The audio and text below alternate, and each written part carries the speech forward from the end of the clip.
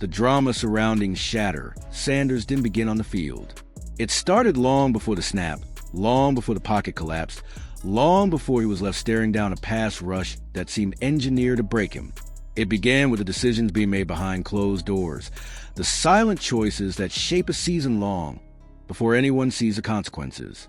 And when John Harbaugh stepped to the microphone and spoke with raw honesty, he didn't just offer praise for his defense. He peeled back the curtain on what he believed was happening on the other sideline. He didn't hold back, not even a little.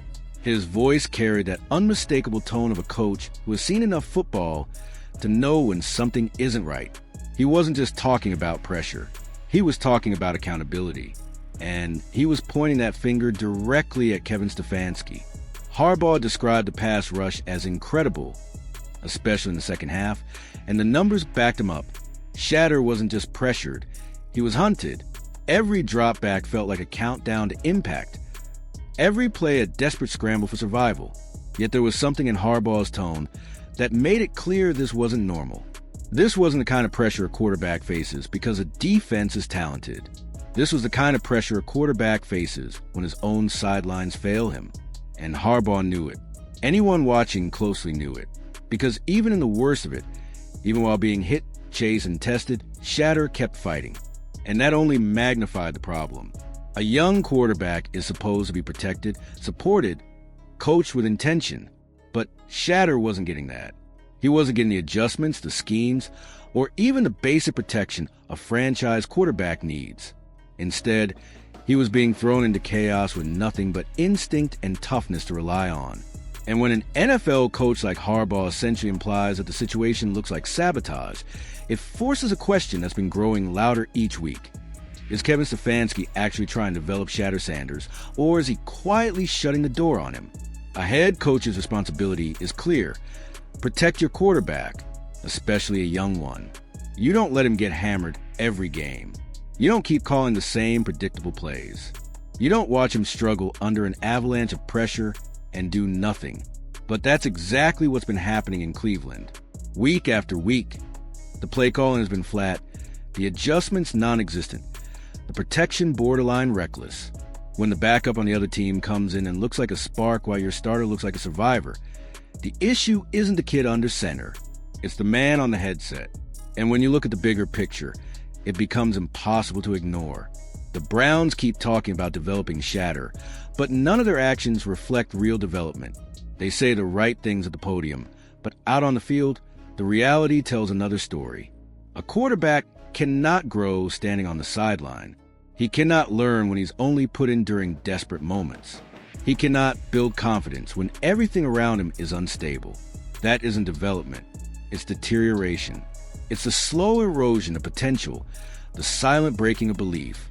And when fans say Shedeur is being damaged mentally, they're not exaggerating. They're describing the truth the coaching staff refuses to acknowledge. The Browns claim they care about growth, but their decisions betray that claim. The word development becomes a slogan instead of a strategy. Stefanski and the staff say one thing and do another, and somehow expect everyone to pretend not to notice. Meanwhile, Shedeur stands in the middle of it, blamed for problems that aren't his, dragged into situations that set him up to fail, expected to perform magic without being given the tools or preparation to do so. And behind him, waiting in the shadows of every excuse, is Dillon Gabriel, the safety blanket Stefanski keeps reaching for. Not because Gabriel elevates the team, but because choosing him allows the staff to dodge responsibility. Gabriel isn't the problem, but he's being used like one. He's their way out whenever criticism starts creeping in. He's the shield, the fallback, the convenient answer to every tough question. And by leaning on him so heavily, the coaching staff pushes Shedeur further back, creating a divide that wasn't there before. They're not building Shedeur, they're isolating him. And in the process, they're destroying the trust every young quarterback needs to survive in this league. Trust comes from preparation, from reps, from real snaps with the first team. But here is Shedeur Sanders, 11 weeks into the season, and he hasn't taken a single real first-team rep in practice. Not one. In a league where every coach understands the importance of preparation, the Browns are choosing to ignore it entirely. They're treating him like a long-term project, not a quarterback they drafted and publicly labeled the future. And to pretend that's normal is to ignore how football actually works. No coach in the league builds a rookie quarterback by giving him nothing. But that's exactly what Stefanski has done. Every coach knows the starter can get hurt. Every coach plans for the worst, so the team never gets blindsided. That's why backups get reps with the ones. That's why rookies get sprinkled into live situations. Because football is unpredictable, and a smart staff prepares for the unpredictable. But Stefanski didn't. Or maybe he simply didn't want to. A quarterback taken in May should not be 11 weeks deep into the season without a single snap with a primary unit. That isn't management. That isn't caution. It's negligence. It's the kind of decision that slows a young player's growth, damages his confidence, and stunts his development. And when the bright lights finally hit him, he's expected to perform like he's been in the system the whole time. But how could he? How could any young quarterback be expected to succeed when he's never been given a chance to learn the speed of the game with the real lineup? How do you call plays for someone you've barely allowed to work with the starters?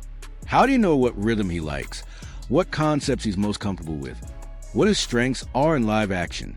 You can't. You're guessing.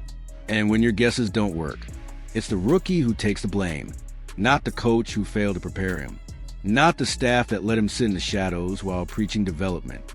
No, it's the kid who suffers, the kid who gets judged, the kid who ends up labeled as not ready because the people responsible for preparing him made sure he stayed unprepared. And that's why so many people are calling this what it is.